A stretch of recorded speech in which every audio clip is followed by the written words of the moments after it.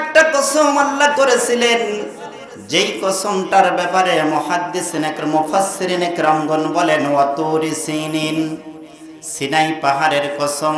তুর পাহাড় না, তুর মানেই তো পাহাড়। কেন এই পাহাড়ের কসম আল্লাহ করেছেন? তাফসীরে আমি পড়েছি, পৃথিবীতে এমনও কিছু পাহাড় আছে যেই পাহাড়ের একটা পাথর লাল, আর একটা পাথর সাদা, আর একটা পাথর হলুদ। এত সুন্দর সুন্দর পাহাড়ের পরিবর্তে আল্লাহ তাআলা তুর নাম দিয়ে কেন কসম করলেন? তুর পাহাড়ের কসম আল্লাহ কেন করেছেন? এর কারণ হলো আল জাবালুল্লাযী নাদাল্লাহু জাল্লা সানাউহু মিনহু মূসা আলাইহিস সালাম। এটা ওই পাহাড় যেই পাহাড়ে হযরতে মূসা আলাইহিস সালাম আল্লাহ তাআলার সাথে কথা বলেছেন। যেহেতু মূসা আলাইহিস সালাতু ওয়াস সালামের সাথে পাহাড়ের সম্পর্ক ছিল, আল্লাহ রাব্বুল আলামিন এজন্য পাহাড়টার মর্যাদা বাড়িয়ে দিয়ে কোরআনের আয়াত বানায়া নাজিল করে দিয়েছে। তাও সুবহানাল্লাহ বলেন। আরে তাহলে বোঝা যাচ্ছে যাদের নবীর সাথে সম্পর্ক ভালো তাদের দাম বাড়ায় দেয় কে? আল্লাহর নামটা জোরে কয় না, কে বাড়িয়ে দেয়? ওয়াহাদাল বালাদিল আমিন, নিরাপদ মক্কা নগরীর কসম। এই নগরীতে বিশ্ব নবীর কদম লেগেছেন, এজন্য এই নগরীর দাম আল্লাহ তাআলা বাড়িয়ে দিয়েছেন। লম্বা ঘটনা বলা যাবে না, কারণ আমার মূল তাফসীরে ফিরে যেতে হবে। এজন্য আপনাদেরকে বলছি নবীর সাথে সম্পর্ক বেশি বেশি বাড়াতে হবে, ঠিক কি না? তাহলে এবার জবান ছেড়ে পড়েন আল্লাহুম্মা সাল্লি আলা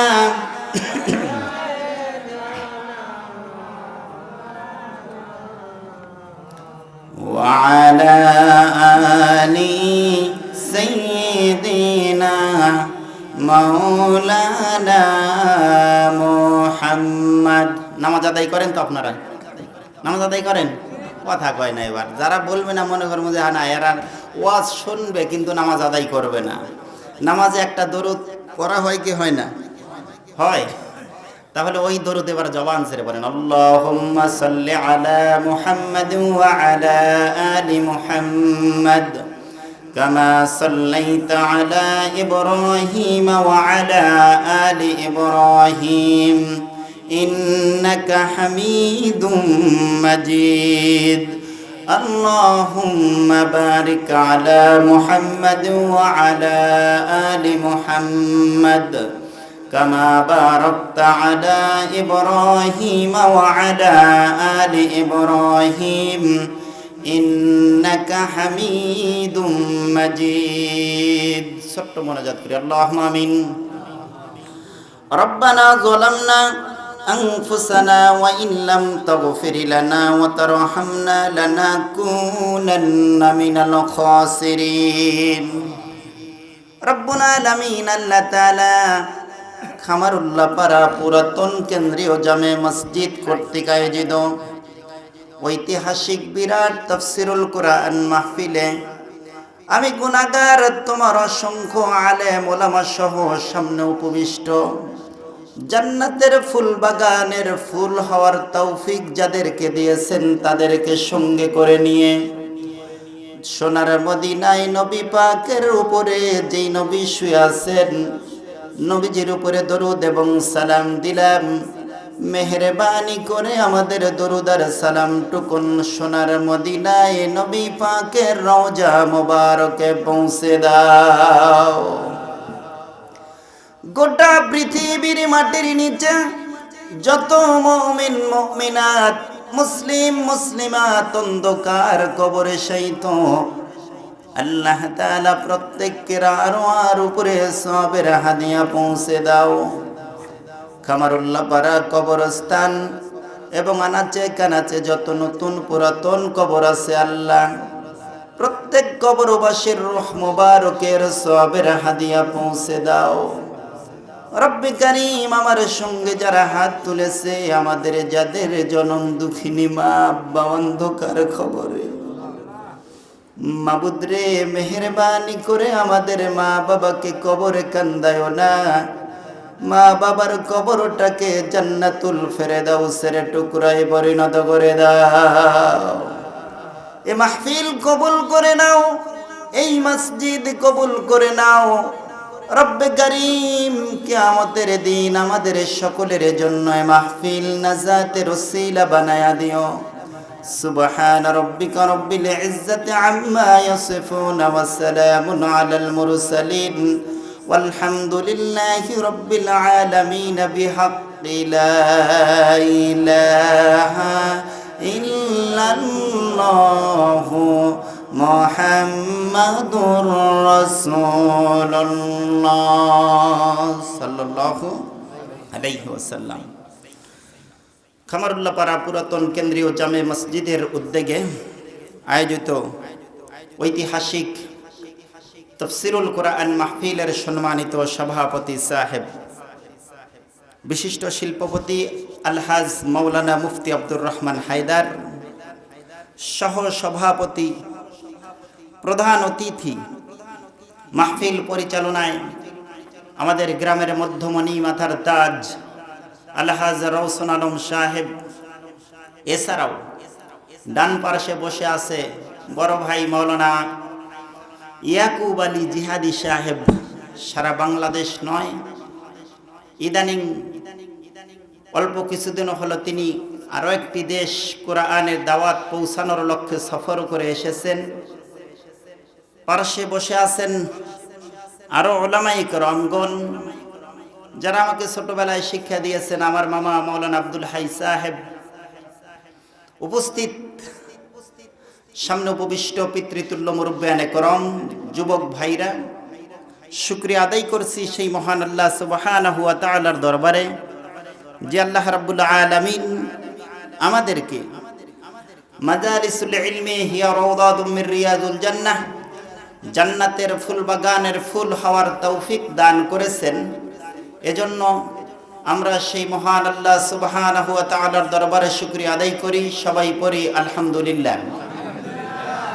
দরুদ এবং সালাম বর্ষিত হোক বিশ্ব মানবতার মুক্তির দূত, বিশ্ব জগতের রহমতের কান্ডারি, সমস্ত নবী রাসূলগণের মাথার তাজ জনাবে মুহাম্মদুর রাসূলুল্লাহ সাল্লাল্লাহু আলাইহি ওয়াসাল্লামের উপর।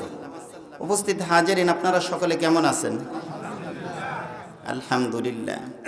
আল্লাহ যে অবস্থায় রাখবে শুকরিয়া আদায় করতে হবে কার? কথা কয় না কার? তো কেউ যদি বলে মোবাইলে কেমন আছেন, কয় বেশি ভালো নাই, এমন মানুষ আছে না নাই? কথা কয় না, আছে না নাই? অধিকাংশ মানুষ এরকম কথা বলে যে বেশি ভালো নাই। কেন ভালো নাই? কয় রাত্রে ঘুম হয় নাই। হ্যাঁ, বহু টেনশনে আছি, হ্যাভি টেনশনে আছি, এরকম বলা যাবে? الذين يحمدون الله في السراء والضراء أول من يطعى في الجنة। জান্নাতের প্রথম সারির মেহমান তারা হবে الذين يحمدون الله في السراء والضراء, যারা সুখে দুঃখে সচ্ছল অসচ্ছল অবস্থায় সর্বোপরি আল্লাহ রব্বুল আলামিনের শুকরিয়া আদায় করবে।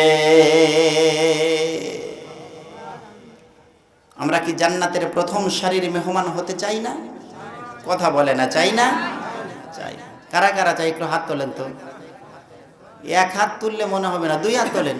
জান্নাতে যাওয়ার জন্য চাই, দুই হাত তোলে না। লিল্লাহি তাকবীর। এই আওয়াজ আকাশ পর্যন্ত যায় নাই। নারায়ে তাকবীর, নারায়ে তাকবীর। কোরআন সুন্নাহর আলো। হাত রাগ করলেন? আল্লাহ তাআলা আমাদের হাতগুলো কবুল করুক। আল্লাহ তাআলা যেন আমাদের সবাইকে জান্নাতের ফুল বাগানে আবার যেন জান্নাতের ভিতরে সবাইকে একত্রে থাকার তৌফিক দান করেন। সবাই পড়ি আমিন। কোনো ভূমিকা নয়, কারণ আমার পরেও আলোচক আছে না নাই? যার অপেক্ষায় আপনারা এসেছেন, যার আলোচনা শোনার জন্য আপনারা ছুটে এসেছেন, তিনি আসবেন। আল্লাহ তাআলা যদি তাকে পরিপূর্ণ সুস্থ রাখে, সুন্দর আলোচনা আপনাদের মাঝে উপহার দিবেন। এজন্য যেহেতু আমার সময় খুবই কম, সরাসরি আলোচনায় প্রবেশ করছি, কারণ ভূমিকা দেওয়ার সময় নাই। আমার সাথে সবাই পড়েন, আউযু বিল্লাহি মিনাশ শাইতানির রাজিম, বিসমিল্লাহির রাহমানির রাহিম। وعباد الرحمن الذين يمشون على الأرض هونا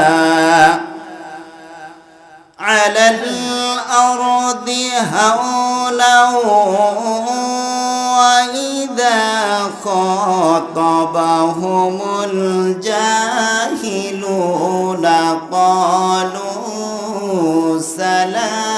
সালামা। চিৎকার মেরে কোন আল্লাহু আকবার। এখানে মুমিন বান্দাদের, আল্লাহর যারা বান্দা হবে তাদের 12টি গুণাবলী বর্ণনা করেছেন। সবগুলো বলা যেহেতু সম্ভব হবে না, এজন্য সব আয়াত আমি তেলাওয়াত করি নাই। আমি দেখি, চেষ্টা করব এখান থেকে কয়েকটা গুণাবলী আজকে আমরা অর্জন করতে পারি কিনা। রাজি আছি তো ইনশাআল্লাহ? শুনবো এবং বাস্তব জীবনে আমল, কথা কয় না, বাস্তব জীবনে আমল করতে হবে না? না এই কান দিয়ে শুনে ওই কান দিয়ে বের করে বাড়ি চলে যাবেন? শুনবো এবং বাস্তব জীবনে আমল করব।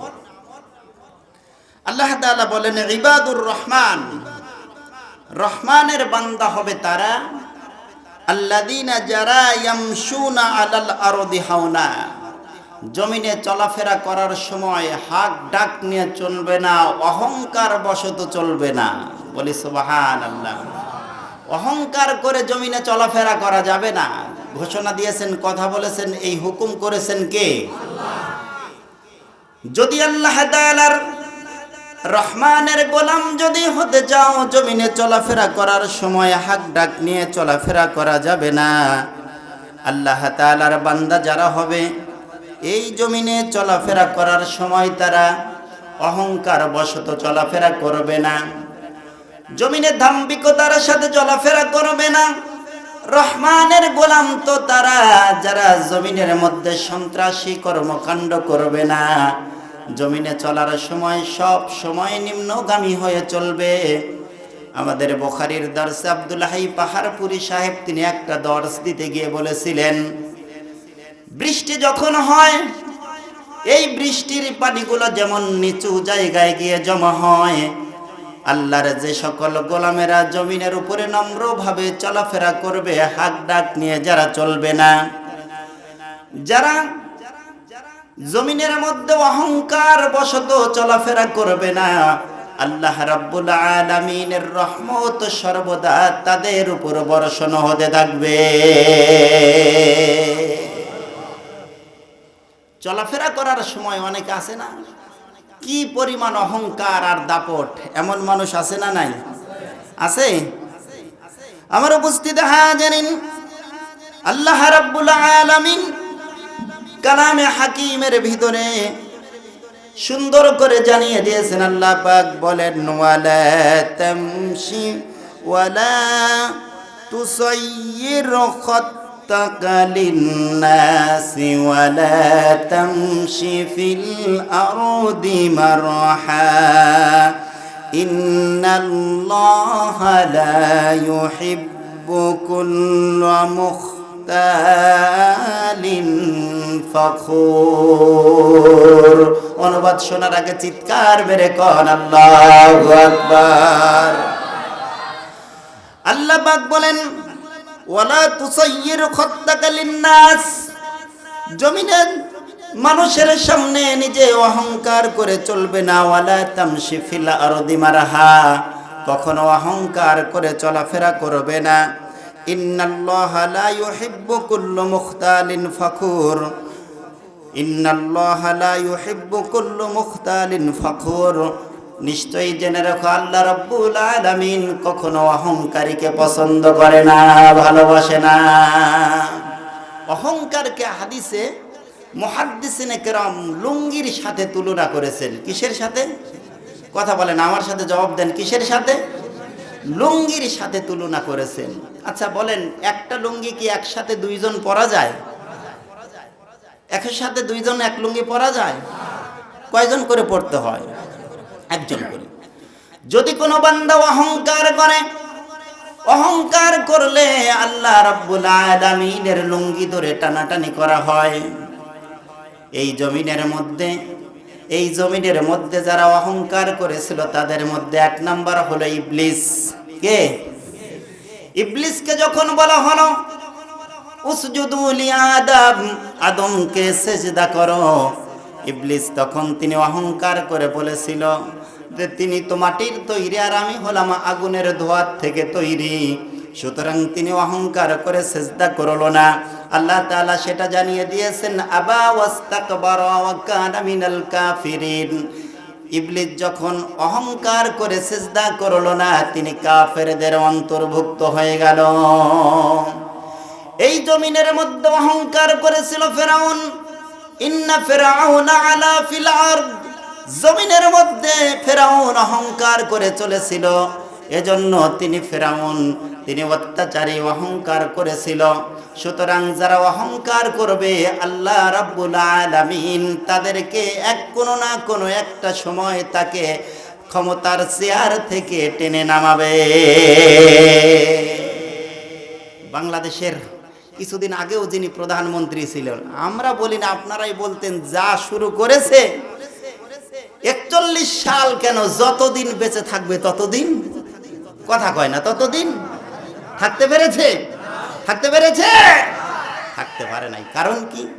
কারণ হলো এই জমিন, এই বাংলার জমিন হলো মুসলমানদের জমিন। বাংলার জমিন কাদের জমিন?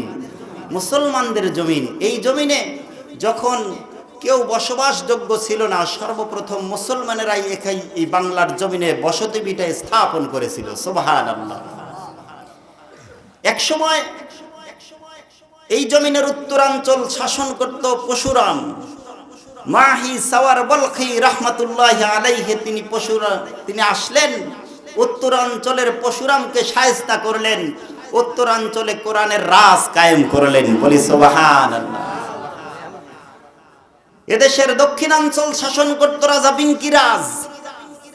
খাজা খানজাহান আলী রহমাতুল্লাহি আলাইহি তিনি আসলেন, বিঙ্কিরাজকে পরাজিত করে দক্ষিণাঞ্চলের ভিতরে কোরআনের রাজ কায়েম করলো। বলি সুবহানাল্লাহ। এদেশের পশ্চিমাঞ্চল শাসন করত রাজা লক্ষণ সেন। ইখতিয়ার উদ্দিন মোহাম্মদ বিন বখতিয়ার খিলজি রহমাতুল্লাহি আলাইহি তিনি আসলেন, লক্ষণ সেনকে পরাজিত করে পশ্চিমাঞ্চলের ভিতরে কোরআনের রাজ কায়েম করলো। বলি আল্লাহু আকবার। এদেশের পূর্বাঞ্চল শাসন করত গৌর গোবিন্দ। শাহজালাল ইয়ামিনী রহমাতুল্লাহি আলাইহি তিনি আসলেন, গৌর গোবিন্দকে শায়েস্তা করে পূর্বাঞ্চলের ভিতরে কোরআনের রাজ কায়েম করলেন। সুতরাং অতীত থেকে যারা একদিন দুই দিন নয়, দীর্ঘ 16 বছর যাবৎ কোরআনের নূরকে নিভিয়ে দেওয়ার জন্য হাজার হাজার আলেম ওলামাদেরকে যারা জেলখানায় বন্দী করেছিলেন, ইসলামের অত্যন্ত প্রহরী সিপাহসালার প্রধান নেতৃবৃন্দকে যারা ফাঁসির মঞ্চে ঝুলিয়েছিলেন, হাজার হাজার আলেমদেরকে জেলখানায় মনে করেছিলেন, বাংলার জমিনে কোরআনের রাজ কায়েমের জন্য মাথা উঁচু করে দাঁড়াতে দেওয়া হবে না। এই দেশের হাজারো ছাত্র জনতা, নিরপরাধ ছাত্র জনতারা বিনা অস্ত্রের সামনে মাথা নত করে দিয়ে, মাথাটা কল্লা দিয়ে, জীবন দিয়ে প্রমাণ করে দিয়েছে, বাংলার জমিনে যদি এরকম আর কয়েক বছর চলতে থাকে, এই বাংলার জমিন থেকে কোরআনের রাজ কায়েম করার বাধা আর কেউ হতে পারবে না। বাংলার জমিনে কোরআনের রাজ কায়েম হবে। এই দীপ্ত শপথ দিতে আমরা কে কে রাজি আছি? আগামীতে কোরআনকে ক্ষমতায় বসাবো কারা কারা রাজি? হাত তুলে আল্লাহকে দেখাও।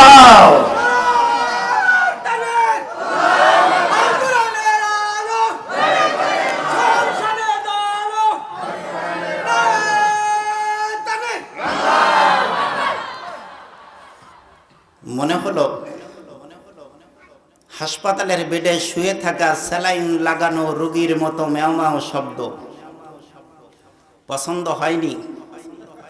স্লোগান হতে হবে আরো জোরে। এ স্লোগানে ভারত এসে আবার দখল করার যেমন পায়তারা করতেছে, আবার শুরু হবে। তাদের তো মাথা খারাপ হয়ে গেছে।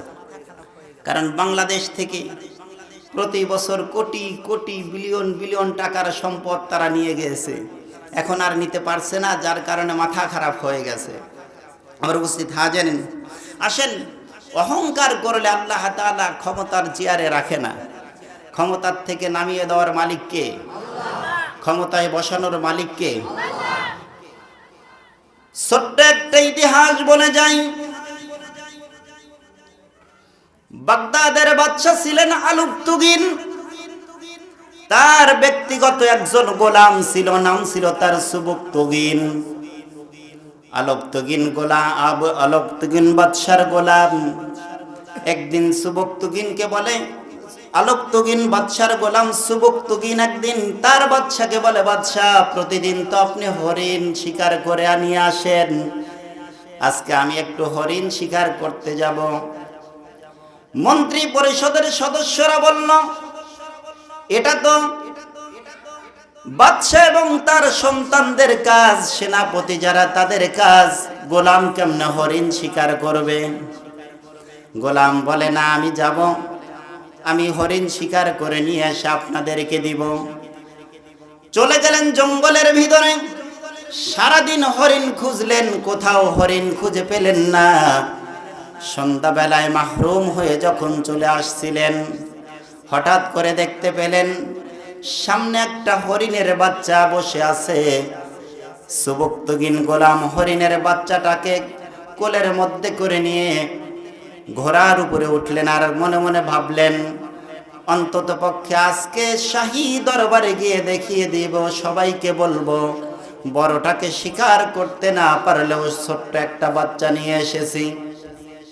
সামনের দিকে রওনা করেছেন সুবুকতুগিন গোলাম। পিছন থেকে খটখট খটখট একটা আওয়াজ পেলেন, পিছনে তাকালেন, তাকিয়ে দেখতে পেলেন আমি যে হরিণীর বাচ্চাটাকে নিয়ে আসতেছি তার মা পিছনে পিছনে আসে। মায়ের সন্তানের প্রতি পরিমাণ দয়া, এটা দেখে আবার সামনে রওনা করলেন, আবার পিছু পিছু আসে। ঘোড়াটা যখন ঘুরিয়ে দেয়, এই হরিণ শাবকের মা জীবন ভয়ে প্রাণ ভয়ে আবার জঙ্গলের ভিতরে চলে যায়। সুবুকতুগিন গোলাম চিন্তা করলেন, আমি যদি এই হরিণের শাবককে না নিয়ে যদি আমি চলে যাই, লোকেরা আমাকে অনেক কথা বলবে, টিটকালি দিবে, হটকারিতা প্রদর্শন করবে। যে যাই বলে বলুক, বাচ্চাটাকে ছেড়ে দিয়ে হরিণের মায়ের কাছে দিয়ে যাব। বাচ্চাটাকে ছেড়ে দিলেন, দৌড়ে গিয়ে হরিণীর দুধে লাগলেন। হরিণ দুই পা ফাঁক করে একবার সুবুকতুগিন গোলামের দিকে তাকায়, আর একবার আকাশের দিকে তাকায়, দুই চোখের পানি ছেড়ে দেয়। সুবুকতুগিন কিছু সময় এই দৃশ্য দেখলেন, বুঝতে পারলেন না, চলে গেলেন। সবাই তাকে নিয়ে হটকারিতা প্রদর্শন করলো, অনেক কথা বলল, কোনো কথাই কান দিলেন না। রাত্রিবেলায় ঘুমিয়ে আসেন, হঠাৎ করে দেখতে পেলেন এত সুন্দর একজন মানুষ আমার সামনে। এই সুন্দর চেহারার মানুষকে পৃথিবীতে কেউ কোনোদিন দেখে নাই। জিজ্ঞাসা করলেন, কে আপনি? বলল, আমি বিশ্ব নবী মুহাম্মাদুর রাসূলুল্লাহ সাল্লাল্লাহু আলাইহি ওয়াসাল্লাম তোমার কাছে এসেছি। ও সুবুকতুগিন গোলাম, তুমি যেহেতু হরিণ শাবককে ছেড়ে দিয়েছো, তার মা আকাশের দিকে তাকায়া দোয়া করেছে, আল্লাহ এই গজনব শহরের বাদশা সুবুকতুগিনকে বানায়া দিও। সুবহানাল্লাহ। তুমিও যদি এই বাদশার গোলাম, হরিণ শাবকের মা হরিণীর দোয়া আল্লাহ তাআলা কবুল করেছে, তোমাকে সুসংবাদ দিয়ে যাই, আগামী 2 বছরের মধ্যে আল্লাহ রাব্বুল আলামিন তোমাকে গজনব শহরের বাদশা বানিয়ে দিবে। যে কথা তাই হলো। 2 বছর আগেই আলোকতুগিন বাদশা মারা গেল। মন্ত্রী পরিষদ পরামর্শ সভা ডাকলো, কাকে প্রধানমন্ত্রী করা যায়, বাদশা বানানো যায়। সকলের পরামর্শ ক্রমে সেই বিশ্ব নবী যে বলেছিল হরিণ শাবকরে ছেড়ে দিয়েছো, হরিণের দোয়া কবুল হয়েছে।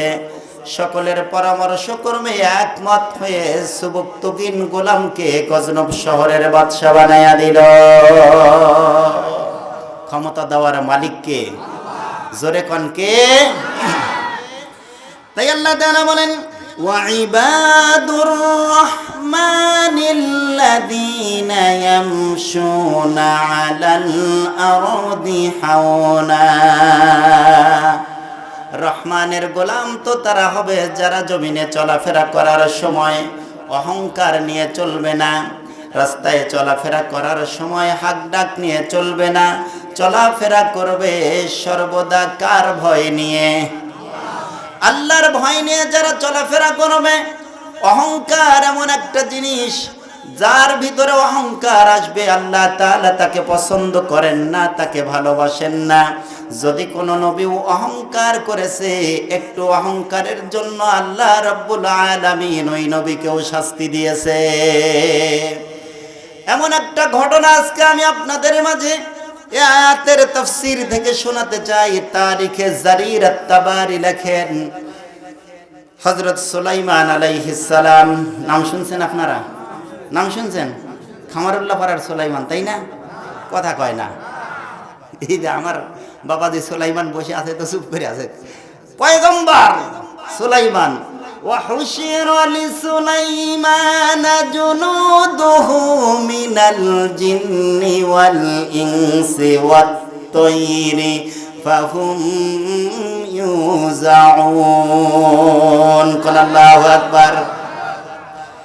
পয়গম্বর সুলাইমান এত ক্ষমতা আল্লাহ তাকে দিয়েছিলেন, তিনি উল্লিমনা মানতিকাত তায়র, পাখিদের ভাষা বুঝতেন, পিঁপড়ার ভাষা বুঝতেন, পশু পাখির ভাষা বুঝতেন। শুধু তাই নয়, ওয়ালি সুলাইমানার রিহা আসিফাতান তাজরি বিআমরিহা। আল্লাহু আকবার। এই শুধু পশু পাখির ভাষা নয়, বরং তিনি বাতাসকে থামতে বললে বাতাসও থেমে যেত। সুবহানাল্লাহ। সুলাইমান আলাইহিস সালাম রাজ্য ক্ষমতায় অধিষ্ঠিত, বিয়ের বয়স হয়েছে। সকলে বলল পয়গম্বর সুলাইমান আপনি একটা বিয়ে করেন। এলাকায় এলাকায় ঢোল এলাকায় এলাকায় জানিয়ে দেওয়া হলো, মাইকিং করে করে জানিয়ে দেওয়া হলো, সকল এলাকায় দূত পাঠিয়ে জানিয়ে দেওয়া হলো আমাদের বাদশা পয়গম্বর সুলাইমান বিয়ে করবে, যেই নারীর মধ্যে 4টা গুণ পাওয়া যাবে। কয়টা গুণ? সবাই বলেন কয়টা? আরো জোরে, জোর হলো না। 1 নম্বর গুণ, সুলাইমানের সময়ে যে আসমানি কিতাব ছিল, এই কিতাবের জ্ঞানী এবং আমলে পারদর্শী হতে হবে। 2 নম্বর গুণ হলো যার ভিতরে আসমানি কি 1 নম্বর গুণ, যার ভিতরে আসমানি কিতাবের জ্ঞানী হতে হবে। 2 নম্বর তাকে সুন্দরী হতে হবে। 3 নম্বর হলো বংশ পরিচয় ভালো হতে হবে। 3টা গুণ পাওয়া গেল। 4 নম্বর হলো ওয়ালি হাসাবিহা, দিন থাকতে হবে, ওয়ালি মালিহা, প্রথমে সম্পদ থাকতে হবে। 2 নম্বর ওয়ালি দিনহা, দিন থাকতে হবে। ওয়ালি হাসা ওয়ালি জামালিহা, সুন্দরী হতে হবে। 3টা গুণ। আরেকটা গুণ বলা হলো যদি সম্পদ থাকে, যদি বংশ ভালো থাকে, ওয়ালি হাসাবিহা, বংশ যদি ভালো থাকে, এই 4টা গুণ যেই নারীর ভিতরে আছে ওই নারীকে পয়গম্বর সুলাইমান বিয়ে করবে। বলি সুবহানাল্লাহ। মাছ ধরছিল এক জেলে, রাত্রিবেলায় এই কথাগুলো তার স্ত্রীকে বললেন। আমার প্রিয়তমা স্ত্রী, আমাদের দেশের বাদশা নয়, ফখরুল আলামিন, গোটা বিশ্ব জগতের বাদশা হযরত সুলাইমান বিয়ে করবে 4টা গুণ দেখে। আমাদের কন্যার মধ্যে 3টা গুণ আছে। আমাদের কন্যা আসমানের কিতাবের জ্ঞানী, আমাদের কন্যা সুন্দরী, আমাদের কন্যা পর্দানিশীনা, সব কিছু আমার কন্যার মধ্যে আছে। তবে একটা গুণ নাই, সেটা হলো আমাদের বংশীয় পরিচয় নাই, কারণ আমরা হলাম জেলে বংশের। কন্যা পাশের রুম থেকে সব কথা শুনেছে। তারিখে জারিরাত তাবারিতে লেখেন, আজ পরের দিন আসরের সময় মা কন্যাকে সব কথা বললেন। কন্যা বলল, মা তোমাদের এই কথাগুলো আমি রাত্রিবেলায় শুনেছি, সকালবেলা একটা চিঠি লিখে দিয়েছি পয়গম্বর সুলাইমানের দরবারে। পয়গম্বর সুলাইমান, আপনি যদি মনে কিছু না নেন, আমাদের বংশ নাই কিন্তু 3টা গুণ আছে, আমি আপনার স্ত্রী হতে চাই। বলি সুবহানাল্লাহ। চিঠিটা পয়গম্বর সুলাইমানের মন্ত্রী অধিবেশনের লোকজন তারা পড়লো। পড়ার পরে মন্ত্রীরা বলতেছে, ও পয়গম্বর, নাক কান কাটা গেল, একজন জেলের মেয়ে তোমার ঘরের রানী হতে চায়, একজন বাদশাকে বিয়ে করতে চায় একজন জেলের মেয়ে। পয়গম্বর সুলাইমান, দ্রুত না হয় আপনি বিয়ে করেন, নাইলে কালকে আবার মুসির মেয়ে আসবে, তো আমাদের সম্মান কোথায় চলে গেল? পয়গম্বর সুলাইমান, আপনি হয় তাড়াতাড়ি বিয়ে করেন, নাইলে আমাদের বিয়ে করিয়ে দেন। পয়গম্বর সুলাইমান চেয়ারে বসা ছিলেন, উঠে পড়লেন, কি বলো? জেলের মেয়ের এত বড় সাহস, জেলের মেয়ে আমাকে বিয়ের প্রস্তাব দেয়? বলেন, কথার মধ্যে অহংকার আছে না নাই? অহংকার আসছে কি আসছে না? আসে নাই? অহংকার পাওয়া গেল। আল্লাহ রাব্বুল আলামিন পয়গম্বরের এই আচরণে পয়গম্বরের উপর নাখোশ হয়ে গেল। আল্লাহ তাআলা কোরআনে অন্য জায়গায় বলেন, ওয়ালাকাদ ফাতান্না সুলাইমান, আমি সুলাইমানকে একটা পরীক্ষার মধ্যে ফেলে দিলাম। কারণ হলো অহংকার যারা করে, আল্লাহ রাব্বুল আলামিন ইন্নাল্লাহা লা ইউহিব্বুল মুতাকাব্বিরিন, যারা তাকাব্বার দেখাবে, গর্ব করবে, অহংকার করবে, আল্লাহ রাব্বুল আলামিন কখনো তাদেরকে ভালোবাসে না। পয়গম্বর সুলাইমান আলাইহিস সালামকে পরীক্ষার মধ্যে ফেলে দিলেন। দিতে থাকেন। পরীক্ষার মধ্যে যখন পয়গম্বর সুলাইমান পড়ে গেল, কেমন পরীক্ষা? তারিখে জারিরাত তাবারি লেখেন, পয়গম্বর সুলাইমানের হাতে একটা আংটি ছিল, যে আংটিটা হাতে নেওয়ার পরে গোটা পৃথিবীর যত দেও দানব দত্ত বাতাস সব কিছু তার কথা শুনত। যখন তিনি টয়লেটে প্রবেশ করতেন, ওই দিন এই আংটির ভিতরে ইসমে আজম লেখা ছিল, এজন্য আল্লাহ রাব্বুল আলামিনের ইসমে আজমের সম্মানার্থে এটা খুলে তারপরে টয়লেটে যাইতেন। সুবহানাল্লাহ। আমাদের অনেকের গলায় তাবিজ আছে না নাই? হাতে তাবিজ আছে না নাই? সেই তাবিজের সাথে আল্লাহু লেখা আছে না নাই? কথা কয় না, আছে না নাই? আছে। তো টয়লেটেও যায়, যায় কি যায় না? খারাপ জায়গায় যায় কি যায় না? তাবিজ খুলে যায় না লাগাই যায়? লাগাই যায়। হাদিস শোনেন, মান তাআল্লাকা তামিমাতান ফাকাদ আশরাকা, যে ব্যক্তি ভাগ্য পরিবর্তনের জন্য, রোগ মুক্তির জন্য তাবিজ ঝোলালো, সে শিরিক করলো। ওমাই ইউশরিক বিল্লাহি ফাকাদ হারামাল্লাহু আলাইহিল জান্নাহ, যে ব্যক্তি আল্লাহর সাথে শিরিক করে মারা যাবে, আল্লাহ রাব্বুল আলামিন তার জন্য জান্নাত হারাম করে দিবে। সুতরাং তাবিজ কেন ঝুলাবেন না? কারণ মানুষ যখন তাবিজ ঝুলায়, আল্লাহর ভরসার পরিবর্তে তাবিজের উপর ভরসা এসে যায়। কথা ঠিক না? এজন্য এটা ঝুলাবেন না, এটা শিরিক। যদি শিরিক নাও হয়, এটা আপনাকে শিরিকের পর্যায়ে নিয়ে যাবে। উপস্থিত হাজিরিন, লম্বা ঘটনার দিকে যাচ্ছি। হযরত সুলাইমান একটু অহংকার করলো। কারণ হলো সুলাইমানকে সৃষ্টি করেছেন কে? জেলেকে সৃষ্টি করেছেন কে? আমাকে আপনাকে সৃষ্টি করেছেন কে? ধনীকে সৃষ্টি করেছেন কে? গরিবকে সৃষ্টি করেছেন কে? আল্লাহ রাব্বুল আলামিন। তিনি বললেন, সুলাইমান, তোমাকে যে আমি আল্লাহ সৃষ্টি করে পয়গম্বর দিয়েছি এবং এমনকি জমিনের বাদশাহী দান করেছি, আমি ওই আল্লাহ জেলেকে সৃষ্টি করে তার ঘরে কন্যা সন্তান দান করেছি। তাও সুবহানাল্লাহ কয় না? উপস্থিত হাজিরিন, হযরত সুলাইমান ইসমে আজমের সম্মানার্থে আংটিটা খুলে,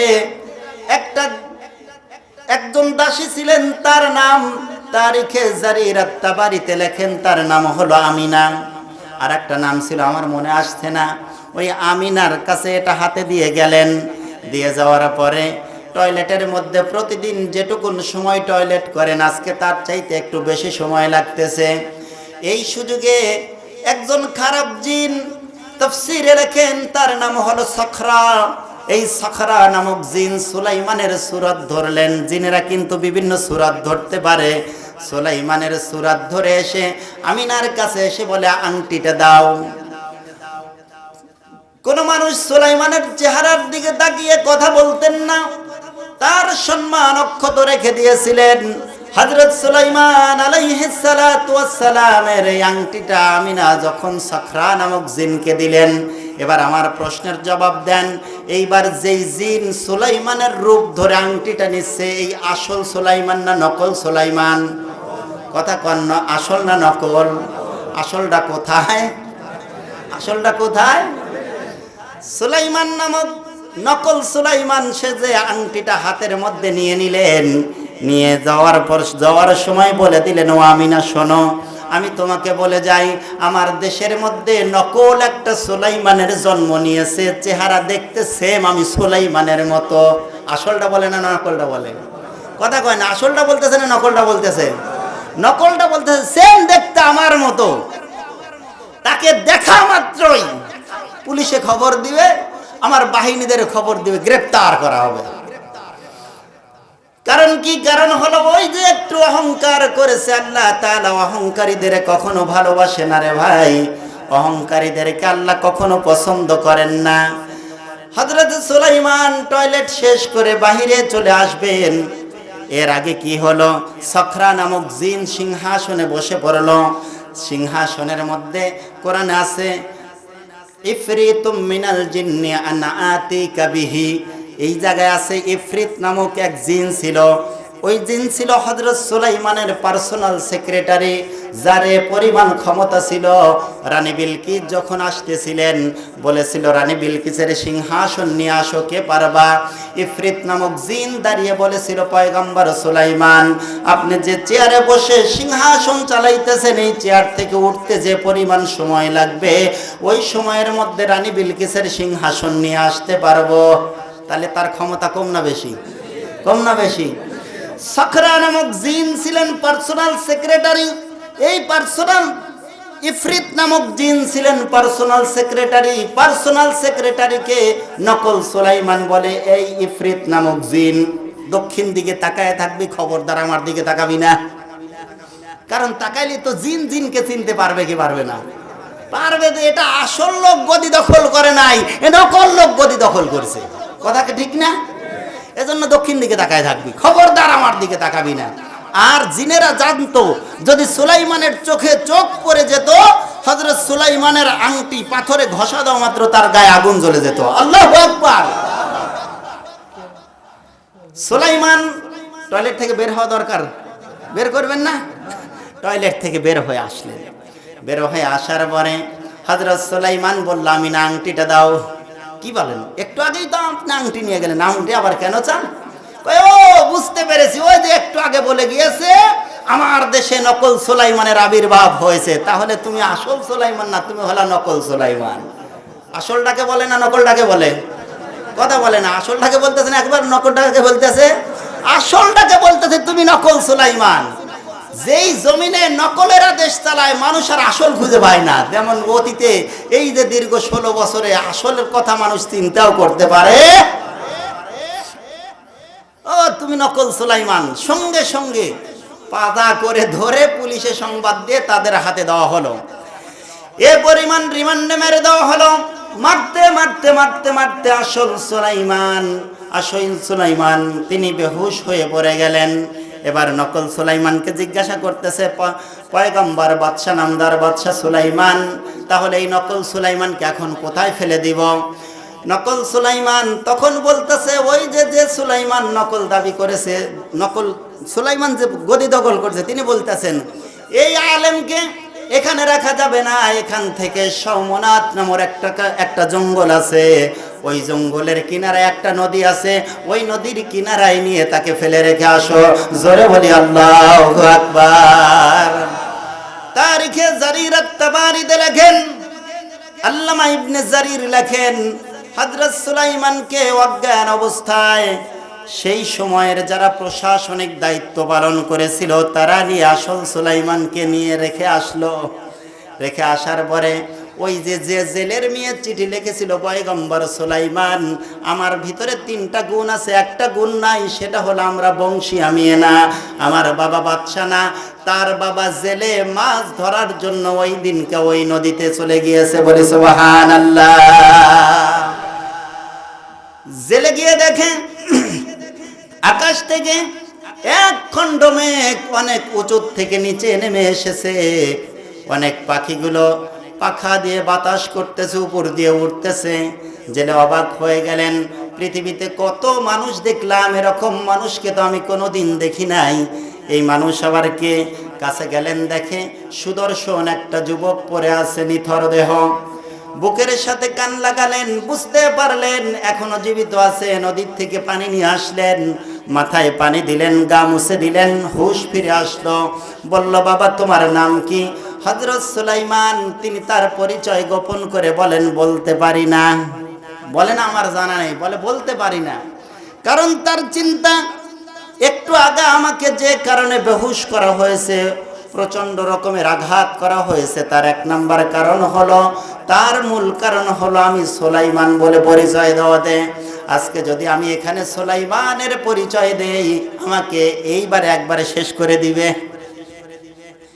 বাড়িতে নিয়ে গেলেন, বাড়িতে নিয়ে গিয়ে সেবা করে সুস্থ হলেন। জেলে যখন বাড়িতে নিয়ে গেলেন, তারপরের দিন থেকে জেলে বললেন, বাবারে তোমার বাড়ি কোথায়, বাড়িতে পৌঁছে দেই। সুলাইমান বলে, আমার বাড়ি ঘর নাই, কোথায় আছে আমি তাও জানি না। এ পরিমাণ আমাকে মারা আঘাত করা হয়েছে, আমার পূর্বের স্মৃতিশক্তিগুলো আমি মনে করতে পারছি না। হযরত সুলাইমানকে বললেন, বাবা আমি তো গরিব মানুষ, জাল দিয়ে মাছ ধরে খাই, তুমি কি পারবে আমার সাথে সহযোগিতা করবে? তোমার পেট চুক্তি, তোমাকে খেতেও দেব, থাকতে দেব। জোরে বলি সুবহানাল্লাহ। বাদশাকে ফকির বানাতে পারে কে? আবার ফকিরকে বাদশা বানাতে পারে কে? একটু আগে বাদশা ছিল, এখন জেলের সাথে জেলে বানাইছে কে? একটু আল্লাহর নাম জোরে কোন, আল্লাহ। আবার বলেন আল্লাহ। চিৎকার মেরে আমার মাওলাকে ডাক দেন, আল্লাহ। আল্লাহর ক্ষমতা আছে না নাই? আছে। অহংকার, অহংকার করলে আল্লাহ মাটির সাথে মিশিয়ে দেয়। হযরত সুলাইমান আলাইহিস সালাতু ওয়াস সালাম জেলের সাথে যেদিন থেকে মাছ ধরতে গেল, এ পরিমাণ বরকত চলে আসলো তার জালে। যখন থেকে পয়গম্বর নদীতে জেলের সাথে মাছ ধরে, সেদিন থেকে প্রতিদিনের চাইতে শত শত গুণ বেশি মাছ ধরা পড়ে। বলে সুবহানাল্লাহ। জেলে বুঝতে পেরেছে এ সাধারণ মানুষ হতে পারে না, কারণ যেদিন থেকে আমার বাড়িতে এসেছে আমার বাড়ির বরকত বেড়ে গেছে। বলি সুবহানাল্লাহ। এদেশের আলেম ওলামাদেরকে যারা বুঝতে পারে নাই, জেলখানায় পাঠিয়ে মনে করেছিল আমাদের ক্ষমতা দীর্ঘস্থায়ী করব, আলেম ওলামাদের সাথে বেয়াদবি করার কারণে আল্লাহ রাব্বুল আলামিন ক্ষমতা চ্যুত করে তাদের দাদা বাবুদের দেশে পাঠিয়ে দিয়েছে। কথা বলেন ঠিক কি না? আলেমদেরকে বলা হতো পাকিস্তানের দালাল। কথা বলেন ঠিক না? আলেমদেরকে বলা হতো পাকিস্তানের রাজাকার। কিন্তু দীর্ঘ 16 বছরের নির্যাতনে একটা ইতিহাস দেখাতে পারবেন না একজন আলেম পাকিস্তান পলাইছে নাকি কেউ? কিন্তু আমরা যে তোমাদেরকে সারা জীবন বলে এসেছি ভারতের দালাল, সেটা প্রমাণ হয়ে গেছে 5ই আগস্টে। কথা বলেন ঠিক কি না? আমার উপস্থিত হাজিরিন, আলেমরা যেখানে থাকে সেখানে বরকত বেড়ে যায়। আলেমদেরকে যেখানে সম্মান দেওয়া হয় সেই এলাকার মধ্যে বারাকা ঢেলে দেয় কে? উপস্থিত হাজিরিন, হযরত সুলাইমান আলাইহিস সালাতু ওয়াস সালাম সাথে মাছ ধরেন, একদিন 2 দিন নয়। তারিখে জারির আত-তাবারিতে লেখেন 1 বছর। কয় বছর? 1 বছর পর্যন্ত জেলের পরিবারে পরিমাণ বারাকা আল্লাহ ঢেলে দিয়েছেন। আল্লাহ রাব্বুল আলামিন জেলেকে অনেক বড় লোক বানায়া দিয়েছে। লা ইলাহা ইল্লাল্লাহ।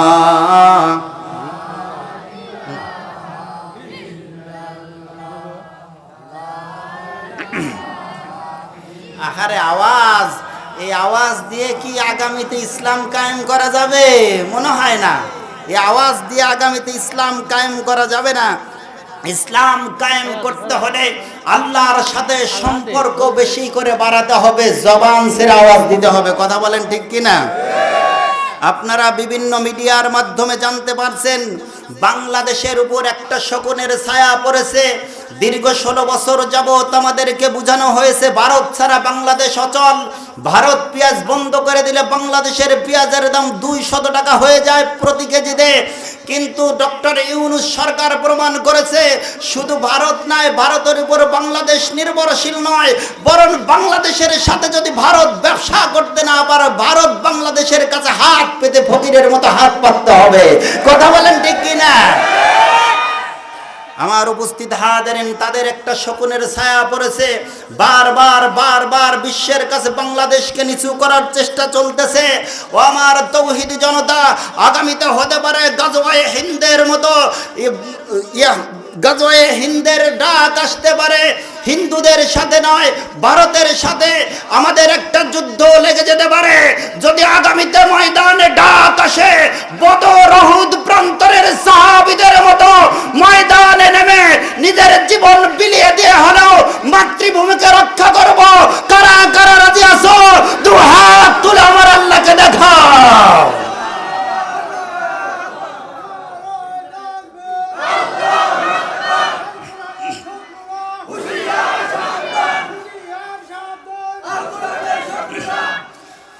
যদি আমার দেশের সীমানা বন্ধু মুছে দিতে কেউ চায়, যদি আমার দেশের ধন সম্পদ লুটে নিতে কেউ চায়, যদি আমার দেশের সীমানা বন্ধু মুছে দিতে কেউ চায়, যদি আমার দেশের ধন সম্পদ লুটে নিতে কেউ চায়, যদি আমার সাগরে আমার পাহাড়ে ফেরায় লোভের চোখ, আমি প্রতিবাদ জেলে উঠবেই, জেগে যাহবার তাই হোক। এই শান্ত সবুজ পতাকায় যদি ফেলে শকুনের থাবা, এই সুপ্ত জাতি হাতে নিয়ে কেউ খেলে যদি ফেরে দাবা, কোটি মানুষের প্রাণের কোটির আগ্রাসনের হাত যদি কেউ বাড়ায়, তবে আবার যুদ্ধ হবে, আবার যুদ্ধ হবে, আবার যুদ্ধ হবে, আবার যুদ্ধ হবে। আমরা রাজি আছি তো ইনশাআল্লাহ? আমার উপস্থিত হাজারিন, হযরত সুলাইমানকে 1 বছর পর জেলে বলল, বাবারে দীর্ঘ 1 বছর আমার বাড়িতে থাকলা, আমার বাড়িতে আর একটা মেয়ে আছে, তুমি জানো নাকি? হযরত সুলাইমান বলে, না, আমার তো মনে হয় এই বাড়িতে আপনি আর আমি ছাড়া আর কেউ না, বরং তিনি হলেন আল্লাহর নবী, তার চরিত্র ঠিক থাকবে অবশ্যই, ঠিক কিনা? কোন নবীর চরিত্র খারাপ ছিল না। বাড়ির ভিতরে কয়টা মেয়ে আছে, কয়টা নারী আছে, এটা দেখতে না। হযরত সুলাইমানের কথা শুনে জেলে মনে শান্তি পেলেন। স্ত্রীকে গিয়ে রাত্রিবেলা স্ত্রীকে বলল, ওগো আমার প্রিয়তম স্ত্রী, আমার বাড়িতে একটা ছেলে থাকে সুদর্শন, দেখেছো কিনা? বলে, হ্যাঁ দেখেছি। বলে, আমার প্রিয়তম স্ত্রী, আমি তো আমার প্রিয়তমা স্ত্রী, তোমাকে একটা কথা বলি, আমাদের তো একটাই মাত্র কন্যা সন্তান, এই কন্যা সন্তানটাকে অবশ্যই কোনো না কোনো ছেলের সাথে বিয়ে দিব। সুতরাং আমার বাড়িতে 1 বছর হলে যেই ছেলেটা আছে, এই ছেলের সাথে আমার সন্তানকে বিয়ে, আমার কন্যাকে বিয়ে দিলে কেমন হয়? বলি আল্লাহু আকবার।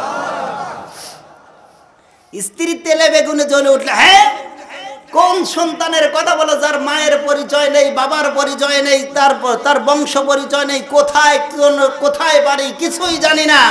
আর আমরা তো এখন জেলে নাই, আমরা বড়লোক হয়ে গেছি, প্রয়োজন হলে আমাদের মেয়েকে বাদশা সুলাইমানের সাথে বিয়ে দিব। বলেন, সুলাইমান এখন কোথায়?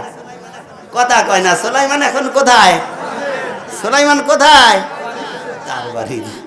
প্রয়োজন হলে সুলাইমানের সাথে বিয়ে দেব, কারণ এখন তো আমরা আর গরিব। কথা বলে, এখন আমরা গরিব।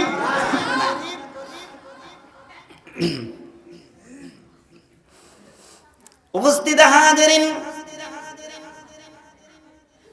এরপরে কোন ক্রমে স্ত্রীকে রাজি করালেন।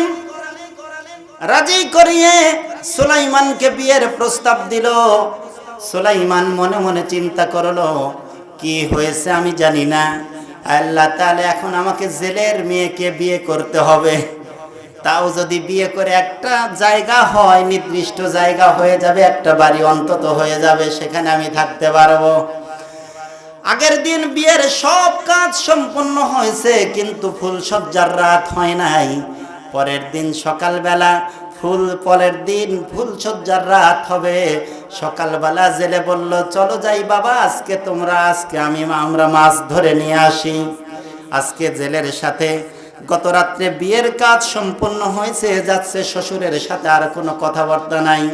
প্রতিদিন কত কথা বলে, আজকে আর কোনো কথাবার্তা নাই। এবার তারা জেলের জাল ফেলার জন্য মাছ ধরতে যাচ্ছে।